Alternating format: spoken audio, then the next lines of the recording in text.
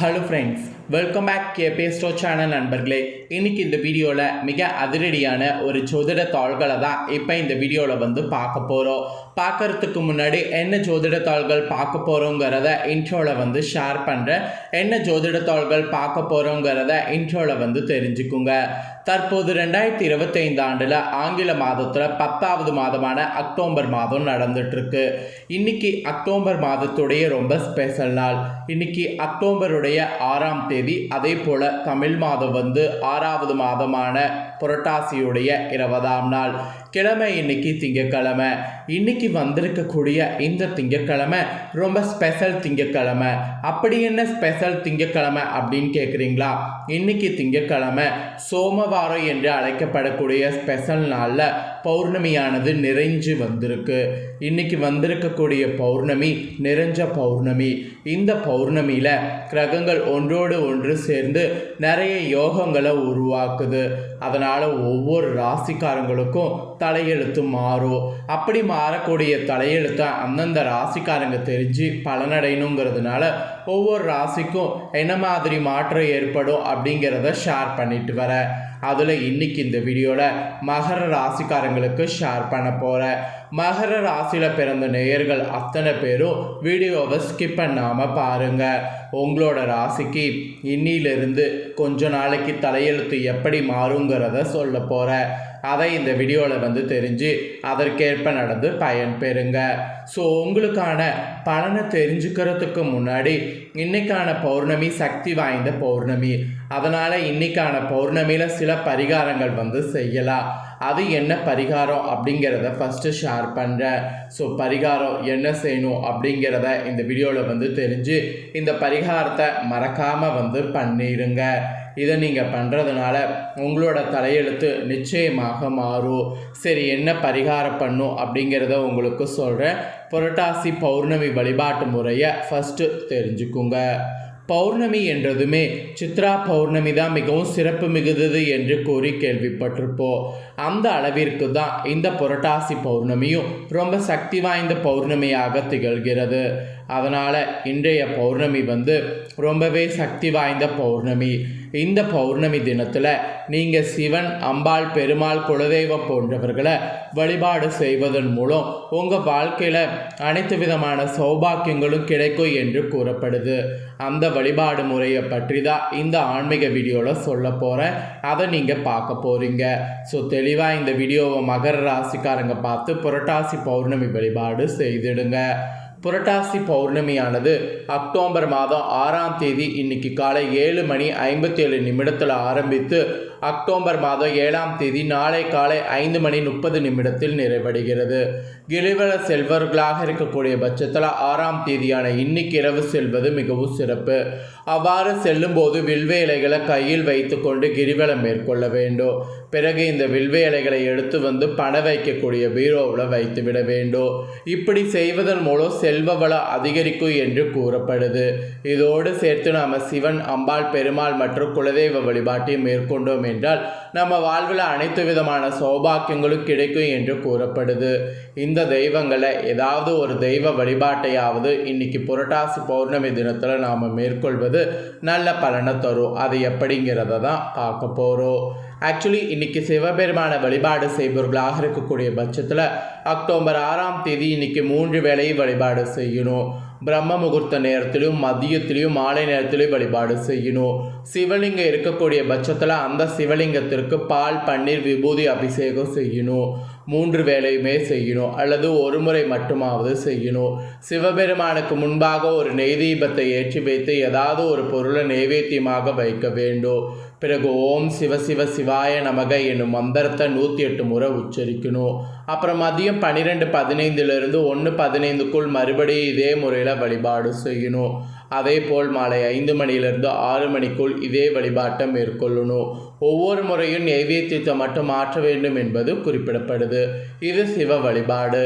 இதே அம்பாள் வழிபாடு செய்பவர்களாக இருக்கக்கூடிய பட்சத்தில் இன்னைக்கு மாலை 5 மணிலிருந்து 6 மணிக்குள் இந்த வழிபாட்டை செய்ய வேண்டும். இந்த வழிபாட்டை செய்யும் பொழுது அம்பாளுக்கு பால் சம்பந்தப்பட்ட ஏதாவது ஒரு பொருளை நைவேத்தியமாக வைக்கணும். அம்பாளுக்கு முன்பாக ஒரு நெய் தீபத்தை ஏற்றி வைத்துவிட்டு அம்பாளை முழுமனதோடு வழிபாடு செய்து கற்பூர தீப தூப ஆராதனை காட்டி முடித்துவிட்டு ஓம் சக்தி என்னும் மந்திரத்தை 108 முறை உச்சரிக்க வேண்டும். இது அம்பாள் வழிபாடு. இதே பெருமாள் வழிபாடு செய்பவர்களாக இருக்கக்கூடிய பட்சத்தில் காலையிலையும் மாலையிலையும் வழிபாடு செய்யணும். காலை பிரம்ம முகூர்த்த நேரத்தில் செய்யலாம் அப்படிங்கிறவங்க செய்யுங்க. அவ்வாறு செய்ய இயலவில்லை என்பவர்கள் 7:30 மணிலிருந்து 11:45 மணிக்குள் இந்த வழிபாட்டை செய்யுங்க. மாலை நேரத்தில் 5 மணிலிருந்து 6 மணிக்குள் செய்துவிட வேண்டும். பெருமாளுக்கு முன்பாக நல்லெண்ணெய் தீபம் அல்லது நெய் தீபத்தை ஏற்றி வைத்து பெருமாளுக்கு ஏதாவது ஒரு பொருளை நைவேத்தியமாக வைத்துவிட்டு ஓம் நமோ நாராயணா எனும் மந்திரத்தை 108 முறை உச்சரிக்கணும். இது பெருமாள் வழிபாடு. நெக்ஸ்ட்டு குலதெய்வ வழிபாடு. குலதெய்வ வழிபாடு செய்பவர்களாக இருக்கக்கூடிய பட்சத்தில் பிரம்ம முகூர்த்த நேரத்திலோ அல்லது மாலை 5 மணிலிருந்து 6 மணிக்குள் வழிபாடு செய்யணும். அருகில் குலதெய்வ ஆலயம் இருக்கக்கூடிய பட்சத்தில் அந்த ஆலயத்திற்கு சென்று வழிபாடு செய்வது மிகவும் சிறப்பு. அவ்வாறு அருகில் குலதெய்வ ஆலயம் இல்லாத பட்சத்தில் வீட்டிலேயே இந்த வழிபாட்டை மேற்கொள்ளலாம். குலதெய்வத்தின் படத்திற்கு முன்பாக நெய் தீபத்தை ஏற்றி வைத்து கொள்ள வேண்டும். பசும்பாலை காய்ச்சி அதில் கற்கண்டு போட்டு குலதெய்வத்திற்கு நைவேத்தியமாக வைத்துவிட்டு ஓம் குலதெய்வமே வசி வசி என்னும் மந்திரத்தை 108 முறை உச்சரிக்கிறதன் மூலம் குலதெய்வத்துடைய அருள் உங்களுக்கு கிடைக்கும். இது குலதெய்வ வழிபாடு. இப்போ நான் சொன்ன இந்த வழிபாட்டில் எந்த வழிபாடு உங்களால் செய்ய முடியுமோ அதை இன்றைய செய்யுங்க. இல்லை எந்த வழிபாட்டையும் என்னால் செய்ய முடியாது அப்படிங்கிறவங்க அருகில் இருக்கக்கூடிய சிவன் கோவிலுக்கு போங்க. வில்வ இலைகளை வாங்கி தாருங்க. அதன் மூலம் இந்த வழிபாட்டுக்குரிய பலனை முழுமையாக பெற முடியும். ஆலயத்திற்கு செல்ல இயலாது தீட்டுத்தடை இருக்கிறது என்று நினைக்கிறவங்க இன்றைய தினம் பசுமாட்டுக்கு உங்களால் இயன்ற உணவுகளை தானமாக தரணும்.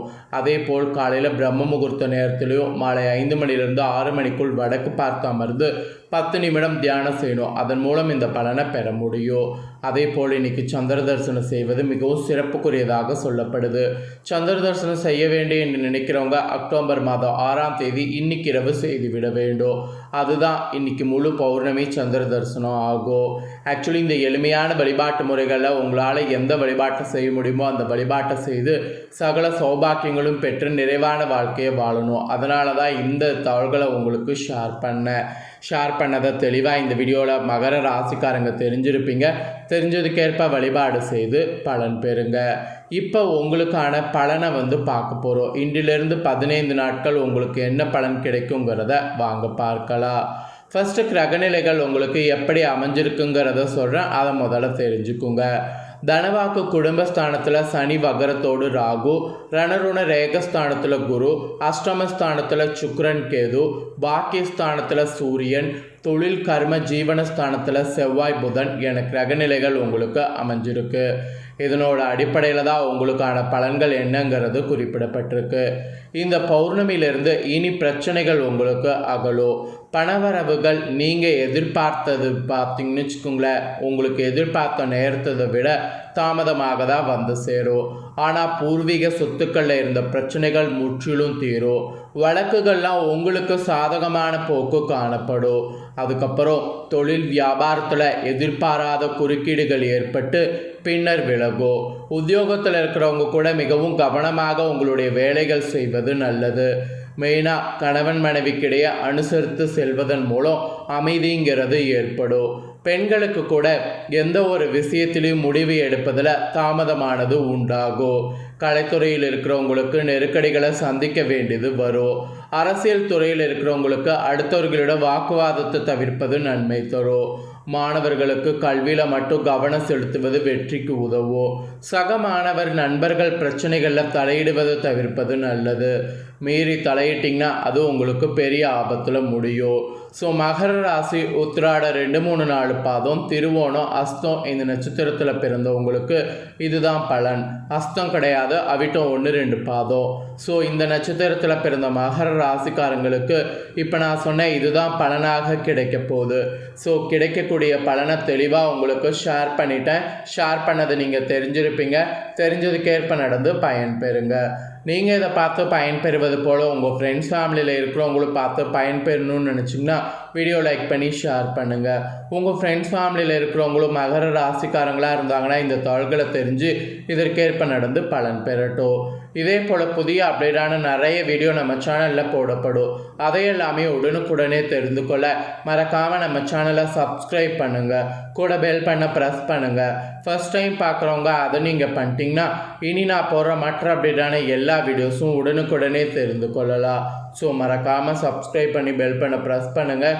நெக்ஸ்ட்டு இதே போல் சுவாரஸ்யமாக வேறொரு புதிய தகவல்களோடு இன்னொரு வீடியோவில் உங்களை சந்திக்கிறேன். நன்றி.